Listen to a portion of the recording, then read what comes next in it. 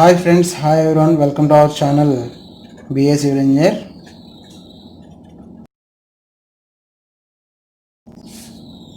So మనం already సచివాలయం video series ఒకటి స్టార్ట్ చేసాం కదా. సో అందులో సెకండ్ పార్ట్గా మనం ఈరోజు లాస్ట్ వీడియోలో డిస్కస్ చేసిన ఆస్పెక్ట్స్తో పాటు ఎడిషనల్గా some more information I'm going to discuss with you.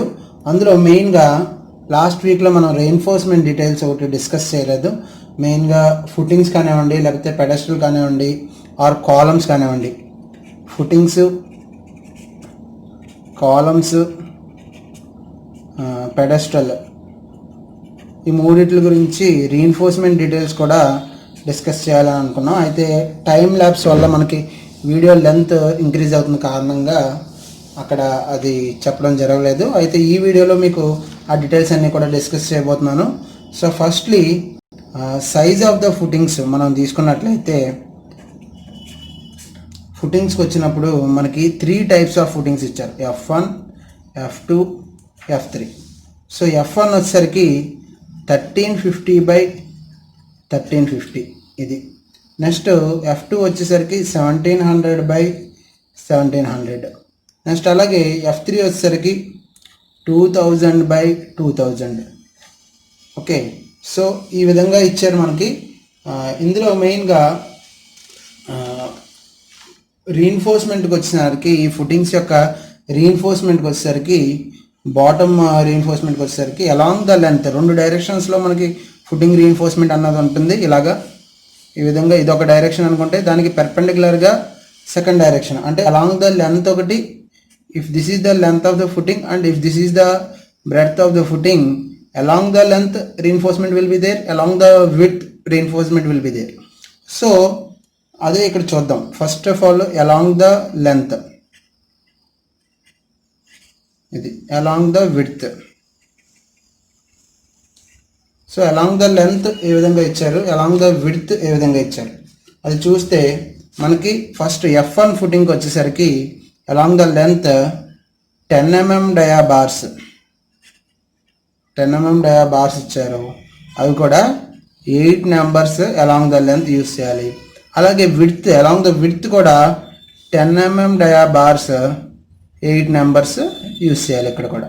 So ఇది F1 ఫుటింగ్కి సంబంధించిన రీఇన్ఫోర్స్మెంట్. మ్యాట్ ఏ స్టీల్ వాడాలి, 10 mm dia స్టీల్ వాడాలి. Both length wise, width wise. Length wise కూడా 10 mm స్టీల్, అలాగే విడ్త్ వైజ్ కూడా 10 mm స్టీల్ యూస్ చేయాలి. Count వచ్చేసరికి 8 numbers of bars మనం యూస్ చేసుకోవాలి. So length of the bar వచ్చేసరికి ఎంత వస్తుంది, 1350. ఫుటింగ్ సైజ్ అంటే మనకి కవర్స్ మనం తీసేసుకుంటే, కవర్స్ మనకి ఒక కవర్ ఎంత ఇచ్చారు మనకి ఇందులో క్లియర్గా చూస్తే, కాలమ్స్ ఫుటింగ్స్కి వచ్చేసరికి 50 mm కవర్ ఇచ్చారు. So 50 mm bottom cover. Okay, side మనం ఒక 25 mm ఆర్ 30 mm మనం అడాప్ట్ చేసుకోవచ్చు side cover. So 30 mm side cover అనుకుంటే 30, 60 మైనస్ చేసుకోవాలి. సో 1300 రఫ్గా 1300 అనివ్వండి, లేకపోతే ఇంకో 10 అంటే 1290 will be the length of the bar. So దాంతోపాటు మనం ఎల్ కూడా యాడ్ చేస్తాం. అంటే మనకి బార్ ఈ విధంగా తీసుకుంటాం మనం. ఇదొక 4 ఇంచెస్ లేకపోతే 6 ఇంచెస్ మనం తీసుకుంటూ ఉంటాం. అంటే డెప్త్ ఆఫ్ ద ఫుటింగ్ని బట్టి కూడా ఉంటుంది. లెంత్ ఆఫ్ ద ఈ ఎల్ రింగ్ అన్నది, మనం ఎల్ షేప్ ఎక్స్టెన్షన్ అన్నది మనం ఎంత తీసుకోవాలి అన్నది డెప్త్ ఆఫ్ ద ఫుటింగ్ని బట్టి కూడా మారిపోతూ ఉంటుంది. సో అది కూడా మనం యాడ్ చేసుకుని total length of the bar మనం క్యాలిక్యులేట్ చేసుకోవాలి. ఆ విధంగా మనం 8 నెంబర్స్ వాడాలి ఇక్కడ అలాంగ్ ద లెంత్. అలాగే అలాంగ్ ద విడ్త్ కూడా 8 నెంబర్స్ యూజ్ చేయాలి. సో నేను ఇప్పుడు ఇక్కడ మీకు చూపిస్తున్నాను. సో ఇది ఈ ప్రొజెక్షన్, టాప్ ప్రొజెక్షన్ ఏ అనుకుంటే, ఈ టోటల్ ఇదేమో ఎల్ అనుకుంటే, total length of the bar ఏమవుతుంది, L+2A అవుతుంది. ఓకే, సో ఈ విధంగా 8 నెంబర్స్ కావాలి. So area of steel, total steel calculate చేసినప్పుడు మనం 8 × L+2A వేసుకోవాలి. అప్పుడు ఒక డైరెక్షన్లో స్టీల్ వస్తుంది. సో అదే సేమ్ మనకి సెకండ్ డైరెక్షన్ కాబట్టి 2 × 8 × L+2A. సో ఈ విధంగా మనం ఈ ఒక ఫుటింగ్కి టోటల్ స్టీల్ ఎంత కావాలి, F1 ఫుటింగ్లు మనకి ఇచ్చిన డిజైన్లో ఎన్ని ఫుటింగ్లు ఉన్నాయో దాన్ని బేస్ చేసి total steel required for footing అన్నది మనం ఇక్కడ క్యాలిక్యులేట్ చేసుకోవచ్చు. అలాగే F2 ఫుటింగ్స్ ఎన్ని ఉన్నాయి, ఎంత స్టీల్ కావాలి, ఎంత లెంత్ కావాలి. సో దాన్ని బట్టి area of quantity of steel మనం ఫర్ ఫుటింగ్స్ అన్నది మనం చాలా ఈజీగా క్యాలిక్యులేట్ చేసుకోవచ్చు. అయితే ఈ ఎల్ ప్రొజెక్షన్స్, మనం ఎల్ ప్రొజెక్షన్స్ పెడతాం, ఎల్ షేప్డ్ ప్రొజెక్షన్స్ ఏవైతే పెడతామో ఆ ప్రొజెక్షన్స్ తాలూకా లెంత్ మాత్రం మనకి కరెక్ట్గా తెలిసి ఉండాలి. F2కి వచ్చేసరికి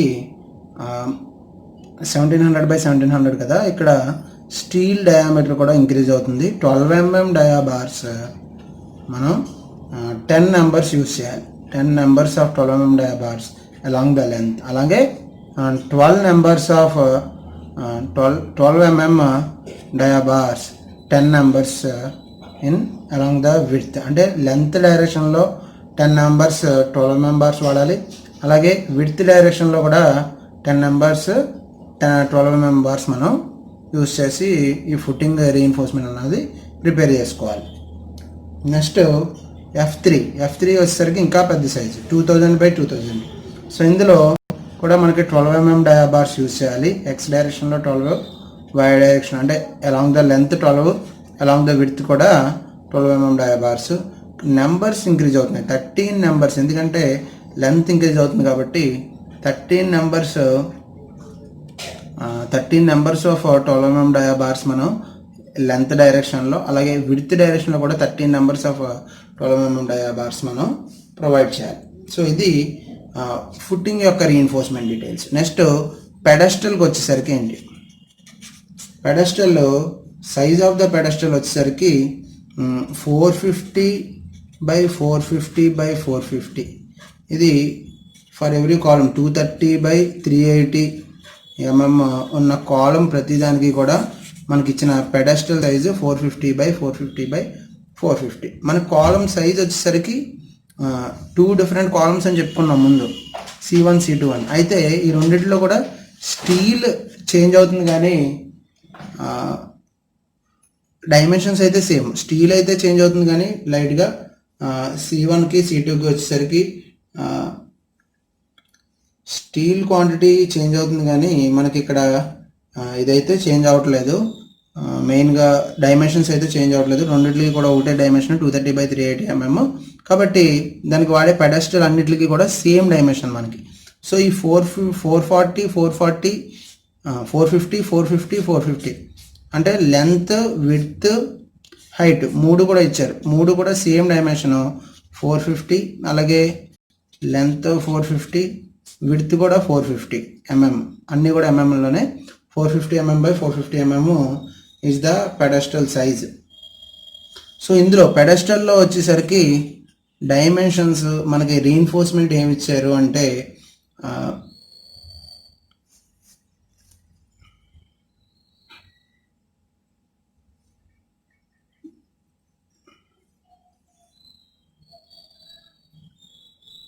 12 mm డయా బార్స్ మనకి ఇచ్చారు. అట్ ద రేట్ 4 నెంబర్స్ మనం యూజ్ చేసుకోవాలి. 4 నెంబర్స్ అలాంగ్ విత్ దట్ దానికి మనకి పెడస్టల్కి స్టెరప్ కూడా ఉంటుంది కదా. ఈ స్టెరప్ వచ్చేసరికి 8 mm డయా స్టెరప్ యూజ్ చేయాలి.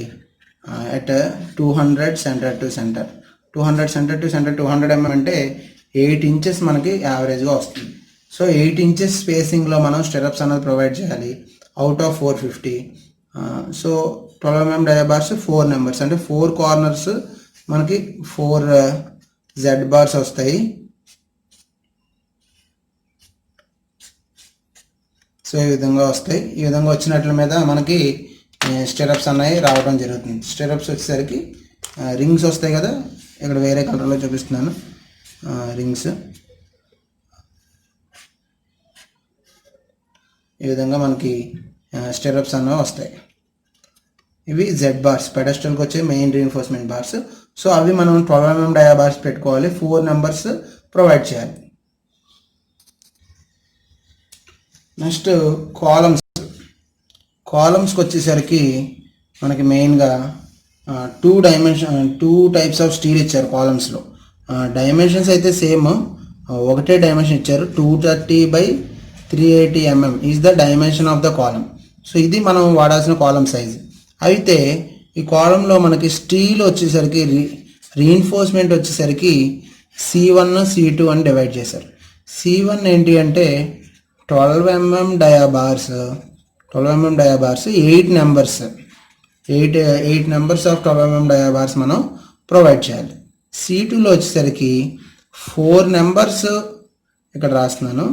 C2లో వచ్చేసరికి 4 నెంబర్స్ 16 mm డయా, 16 mm డయా, అలాగే అనదర్ 4 నెంబర్స్ వచ్చేసరికి 12 mm డయా, 12 mm డయా. సో 2 రకాలుగా రీఎన్ఫోర్స్మెంట్ ఇవ్వడం జరిగింది. C2 కాలంలో మనకి 16 mm డయా, 12 mm డయా ఉంటాయి. C1 కాలంలో మనకి 12 mm డయా బార్స్ మాత్రమే ఉంటాయి. ఇక్కడ హెవీ స్టీల్ అన్నది ఇవ్వడం జరిగింది C2 కాలమ్స్. అంటే ఆ ఏరియాస్లో మనకి లోడ్ ఎక్కువ ఉంటుంది కాబట్టి ఆ విధంగా ఇవ్వడం జరిగింది. సో ఇక్కడ మన ప్లాన్లో చూసినట్లయితే C1 కాలమ్స్ ఎక్కడ ఉన్నాయి, C2 కాలమ్స్ ఎక్కడ ఉన్నాయి చూద్దాం ఒకసారి. సో ఇది, సో ఈ లైన్ మొత్తం కూడా మనకి C1 కాలమ్స్ ఇచ్చారు. అలాగే ఈ లైన్లో కూడా ఇదొకటి, అలాగే ఇది. సో 3 ఏమో C1 ఉన్నాయి, ఈ 2 మాత్రం C2 కాలమ్స్ ఉన్నాయి. సో ఈ లైన్ మొత్తం కూడా C2 కాలమ్స్ ఉన్నాయి. అంటే ఇక్కడ స్పాన్ మనకి 5 మీటర్స్ ఉంది, 5.22 మీటర్స్ ఉంది. సో స్పాన్ ఎక్కువ ఉంది కాబట్టి లోడ్స్ అన్నవి ఎక్కువ వచ్చే అవకాశం ఉంటుంది. అలాగే ఫస్ట్ ఫ్లోర్లో కూడా ఉన్నాయి కాబట్టి మెయిన్గా ఇవన్నీ కూడా C2 ఇవ్వడం జరిగింది. అంటే హెవీ స్టీల్ ఇవ్వడం జరిగింది, రీఎన్ఫోర్స్మెంట్ ఎక్కువ ఇవ్వడం జరిగింది. అలాగే ఈ పాయింట్ ఈ రెండు C2 ఇచ్చారు మనకి. ఈ రెండిటి దగ్గర ఏంటి అంటే ఇక్కడ ఎడిషనల్ లోడ్స్ వస్తున్నాయి మనకి. ఫస్ట్ ఫ్లోర్లో టాయిలెట్స్ ఉన్నాయి, అవన్నీ కూడా ఆ టాయిలెట్స్ ఆ లోడ్స్ అన్నీ కూడా మనకి ఈ కార్నర్ మీద ఎక్కువ స్ట్రెస్ అవ్వడానికి అవకాశం ఉంది కాబట్టి ఇక్కడ హెవీ ఇవ్వడం జరిగింది. అలాగే ఇక్కడికి వచ్చేసరికి ఏంటంటే స్టేర్స్, ఈ ఏరియా మనకి స్టేర్స్ వస్తున్నాయి కాబట్టి ఇక్కడ కూడా ఫస్ట్ ఫ్లోర్లో హెవీ లోడ్స్ వచ్చే అవకాశం ఉంటుందని చెప్పి ఈ విధంగా ఇవ్వడం జరిగింది. నెక్స్ట్ మనకి డిజైన్ గైడ్ లైన్స్ అని చెప్పి ఇవ్వడం జరిగింది కొన్ని. సో ఆ డిజైన్ గైడ్ లైన్స్ ఏంటి అన్నది మనం క్లియర్గా చూద్దాం ఇక్కడ. So firstly SBC soil safe bearing capacity.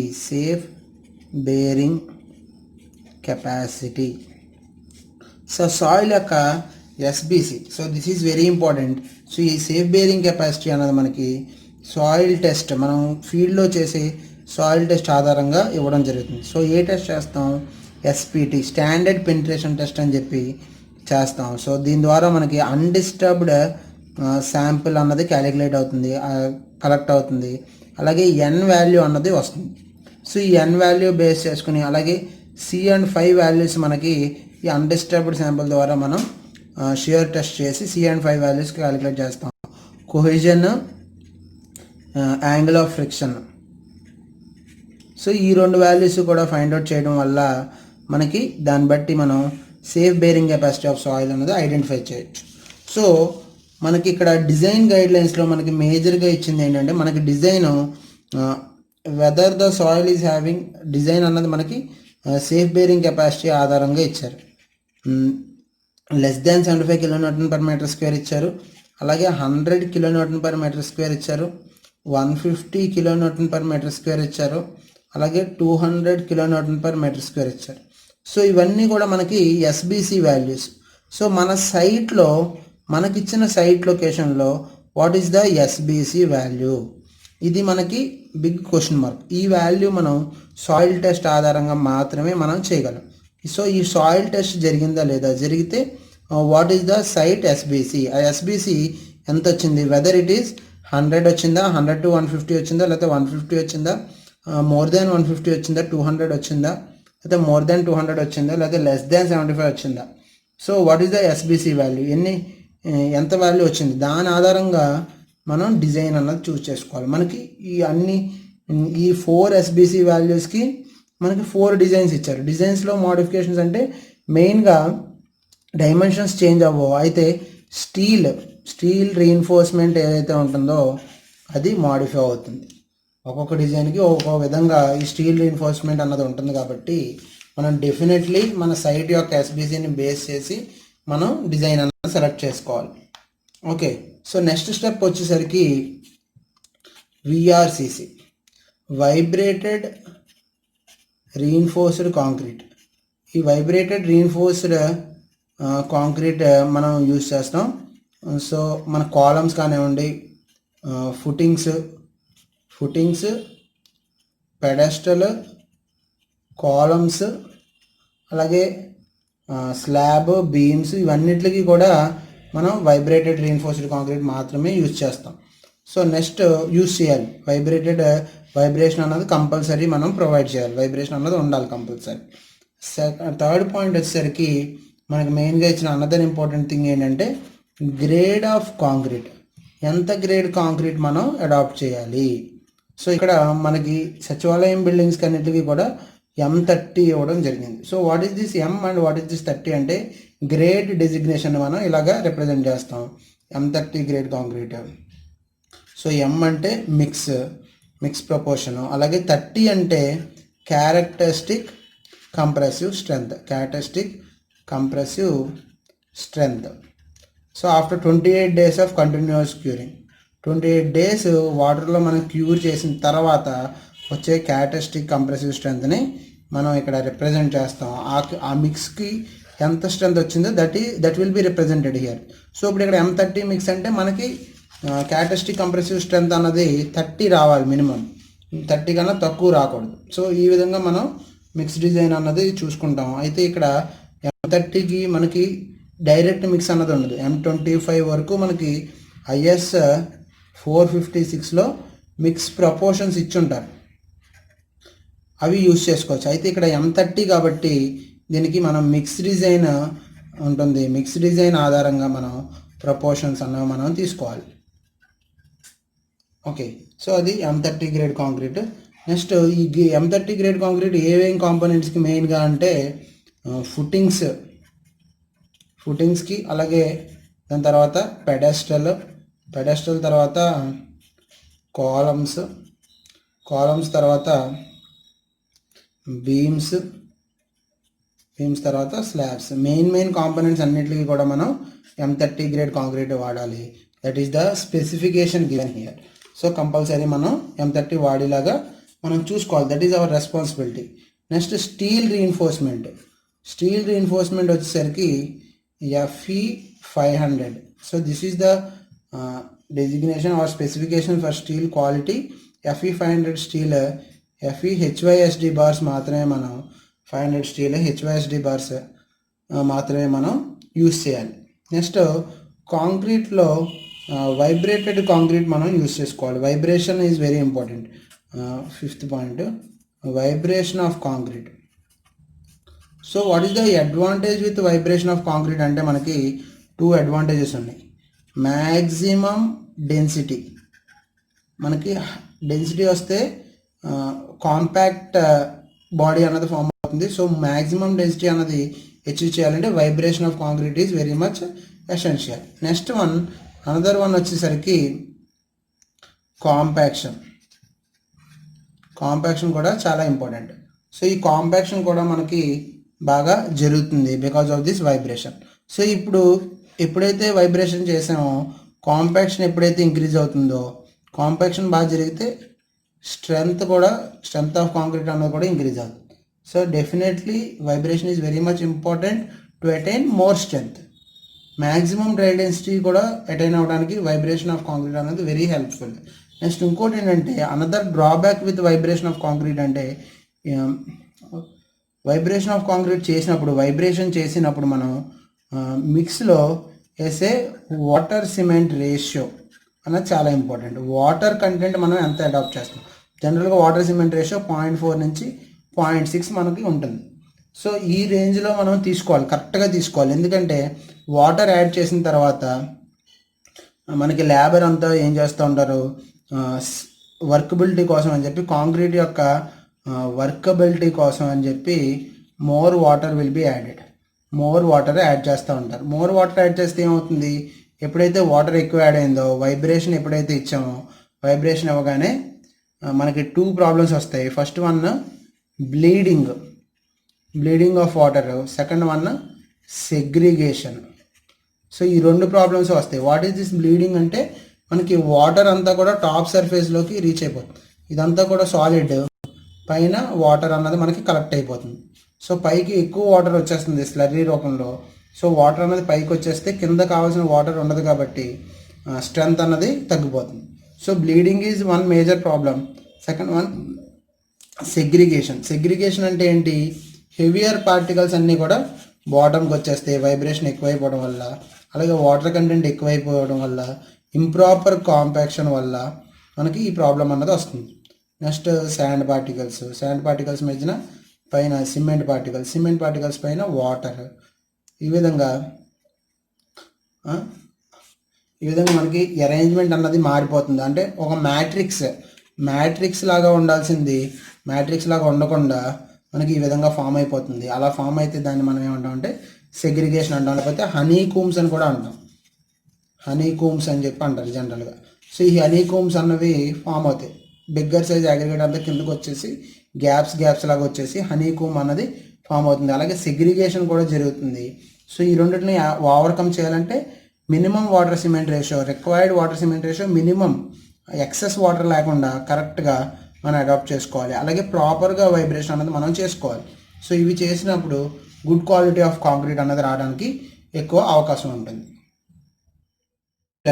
Lap length adapt చేసినప్పుడు, ల్యాప్ లెంత్ అంటే ఏంటి, ల్యాపింగ్ ఆఫ్ రీఎన్ఫోర్స్మెంట్. అంటే మనకి ఒక్కొక్కసారి హైట్ సరిపోదు, రీఎన్ఫోర్స్మెంట్ మనం అడాప్ట్ చేసింది ఒక లెంత్ వరకు వస్తే దానికి ఎడిషనల్గా మనం వేరే బార్ని యాడ్ చేయాల్సి వస్తుంది. అంటే ఈ విధంగా.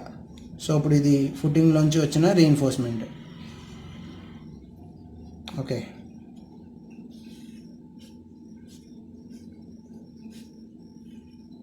ఫుటింగ్లోంచి వచ్చిన రీఎన్ఫోర్స్మెంట్ మనం ఈ విధంగా చూపించాం.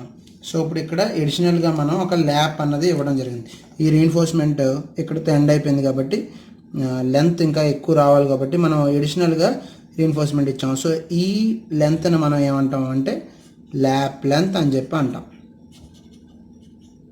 సో ఎంత ప్రొవైడ్ చేయాలి, ఈ ల్యాప్ లెంత్ అన్నది మనం ఏ విధంగా అడాప్ట్ చేయాలి అంటే మెయిన్లీ M30 గ్రేడ్ కాంక్రీట్ కాబట్టి M30 కాంక్రీట్లో మనకి LD అని చెప్పి కూడా డెసిగ్నేట్ చేస్తారు. ఈ ల్యాప్ లెంత్ని will be designating as LD.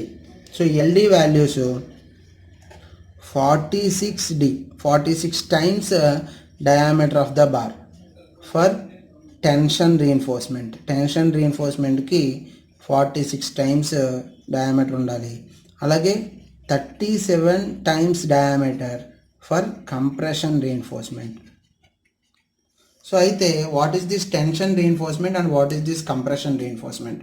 So దానికి ఒక సింపుల్ ఎగ్జాంపుల్ మనం బీటెక్లో అందరం కూడా చదివే ఉంటాం. ఇది బెండింగ్ డయాగ్రామ్ నుంచి మనం ఈజీగా అర్థం చేసుకోవచ్చు.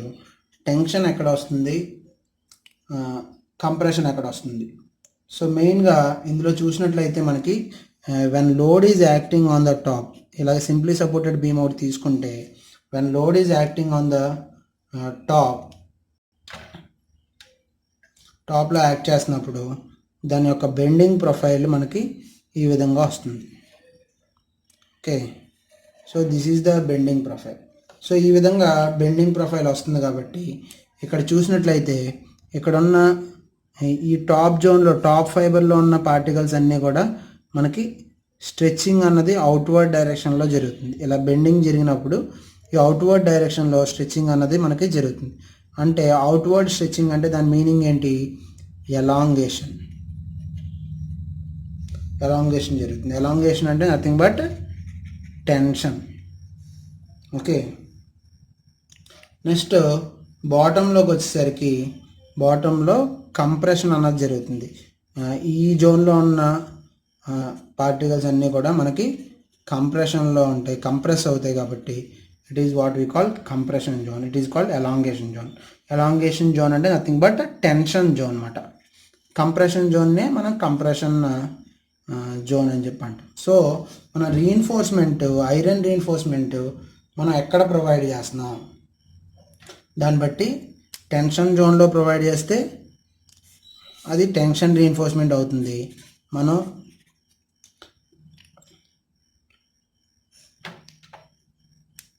ఎలాంగేషన్ మనం కంప్రెసివ్ జోన్లో ప్రొవైడ్ చేస్తే అది కంప్రెసివ్ రీఎన్ఫోర్స్మెంట్ అవుతుంది.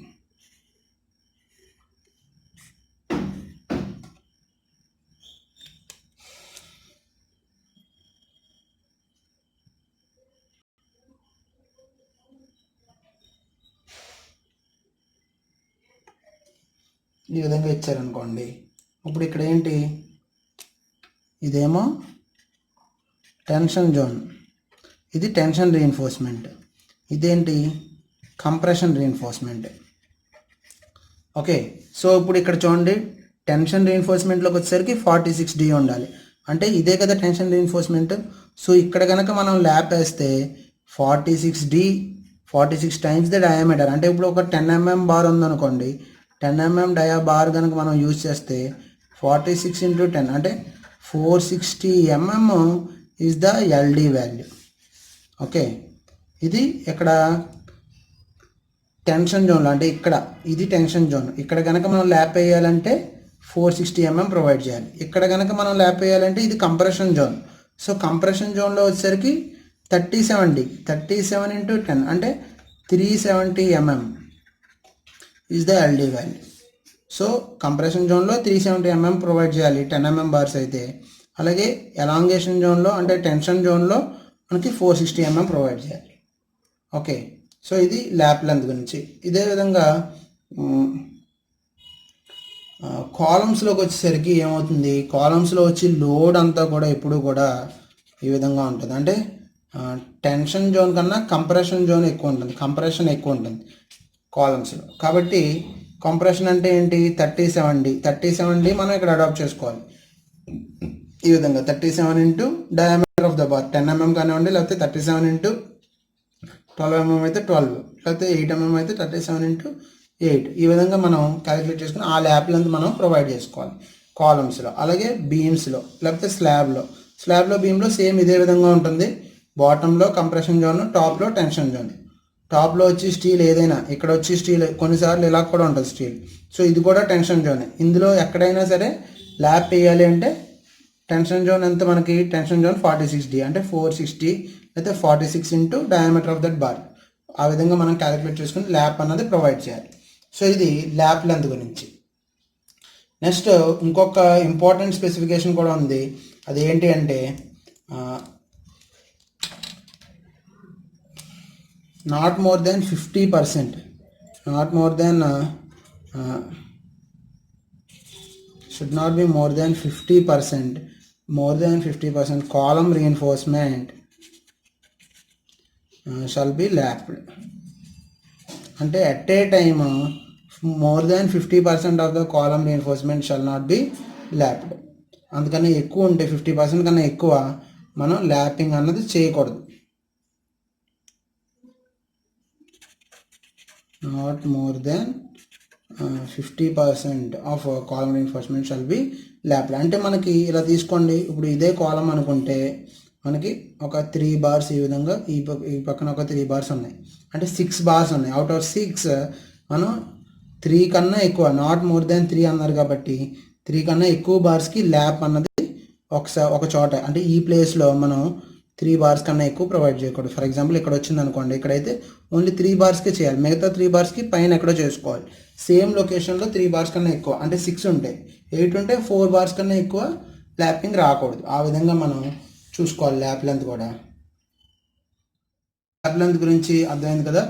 So hope this video is useful for you everyone. Next వీడియోలో మనం ఇంకా స్పేసింగ్స్ అవి మనకి ఎడిషనల్ రీఎన్ఫోర్స్మెంట్ అది ప్రొవైడ్ చేసినప్పుడు స్పేసింగ్స్ అవి వాటి గురించి కూడా మనం తెలుసుకునే ప్రయత్నం చేద్దాం. Hope this video is very useful for you everyone. Thank you.